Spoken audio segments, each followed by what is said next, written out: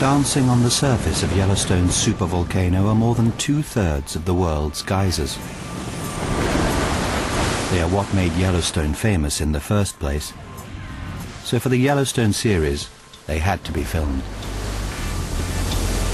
But the problem is, they can be fickle, erupting in their own time.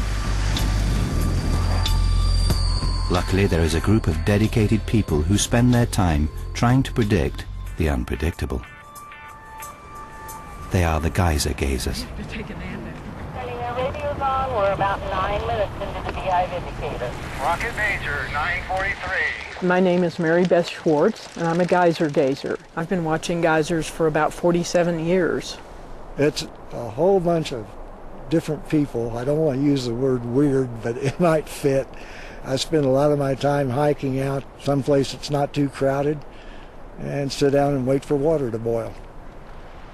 I wasn't really aware of the geyser gazers till about 8 years ago. What my brother said is I fell into bad company. I consider it really good company. And I discovered that there were levels of understanding of geysers that I had never appreciated at all. Each geyser has its own personality. Some of them are playful, some of them are forceful, some of them thump. You get good splashing noises out of others. For the geyser gazers, these are much more than just plumes of hot water squirting from the ground. Each geyser not only has its own personality, but even its own name. I like to see beehive, I like to see grand, maybe a riverside. Lion erupts to 60, 70 feet, and you get a roar before it erupts. Ooh, ooh.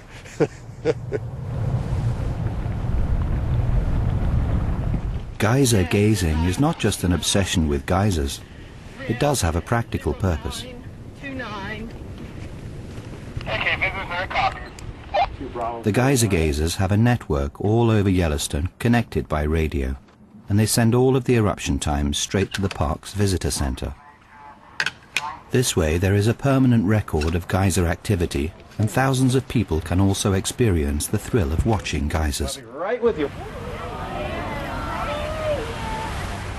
The geyser gazers recognize that each geyser has its own idiosyncratic behavior, and that helps them predict when it will erupt.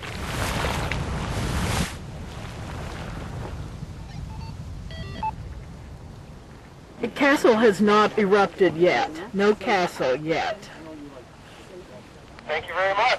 We're watching it. Intently. It's not even teasing us right now. Well, that's good, though. You want it to be very quiet, and it'll maybe do a few practice splashes, and then it's going to erupt.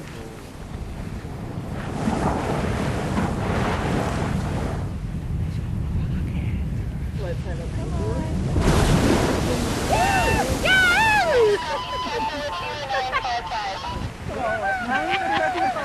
That's correct. Castle at 0955. Well, you're right, Mary Beth. Yeah. Quiet just before. Right. I mean, It's supposed to be very quiet. That's then it went. how it's supposed to do. Very nice. Now let's hope it's a major. That's the next landmark here. But with geysers, nothing is certain.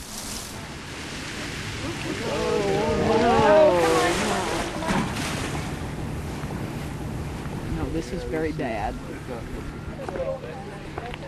Come on, come on. Doesn't look like it has I any think it's been too long. inclination. It's only a couple of minutes. Visitor center, unless Castle can restart, it appears to be a minor. The visitor center, we copy a minor. Very minor. I will post the sign as unpredictable.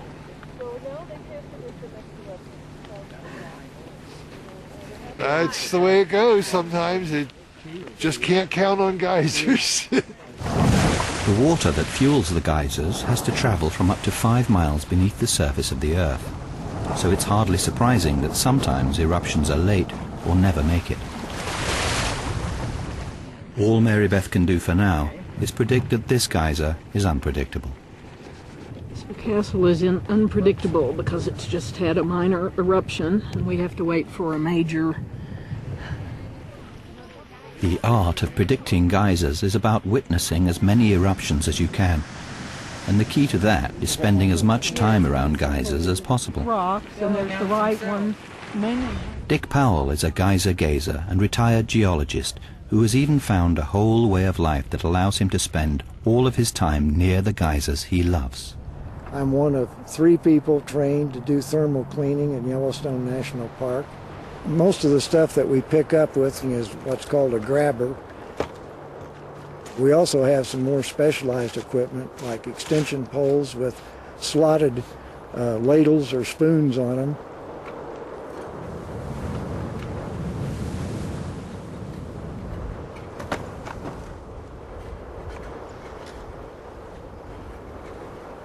The ground around the geysers is not only very fragile, but also very dangerous. That's why in most cases he can't step on it. Usually we pick up some hats at various features on windy days because people don't understand how windy it can be out here and they don't have them secured. Obviously this one didn't use his chin strap to save his hat. Occasionally he does go off the edge of the boardwalks to the boiling pools because rocks get thrown in. And that's a problem, because rocks can block up the throats of the geysers and hot springs. There's some instances known where rocks may have been a reason a geyser quit erupting. As water in underground chambers is heated to over 500 degrees Fahrenheit, it explodes in a violent eruption of water and steam. As soon as the chamber is emptied, it is recharged and the process begins again. These cycles can be once an hour or once a decade, so you need to put in a lot of time to work them out. I have been out here sometimes for 6 hours or 7 hours.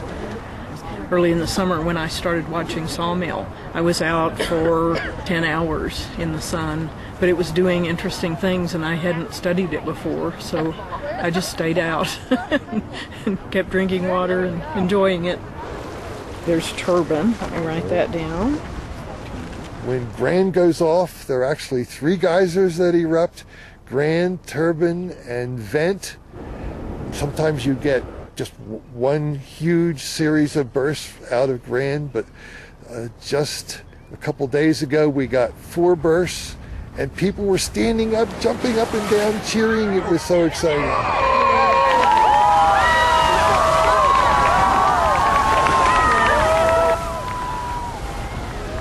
It's like watching fireworks all day long, every day. It's just that it's hot water going up in the air and sparkling in the sunlight. It's like handfuls of diamonds just flying through the sky.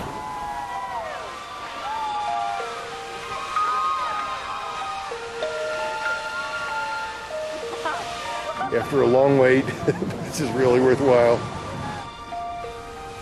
What's going off in the background is Grand Geyser. It's predictable with a 4-hour window. That is 2 hours either side of a calculated time. Before I even knew about geyser gazers, I'd go out and 4 hours to wait for this. No, I'm not going to do that. And then I fell in with the geyser gazers, and people would say, you really want to stay for this because it's a really spectacular display. And I discovered, hey, yeah, they're right. It's nice for humans to be able to go to a more natural area than where they live and work and get to see something extraordinary, something very different from their everyday life.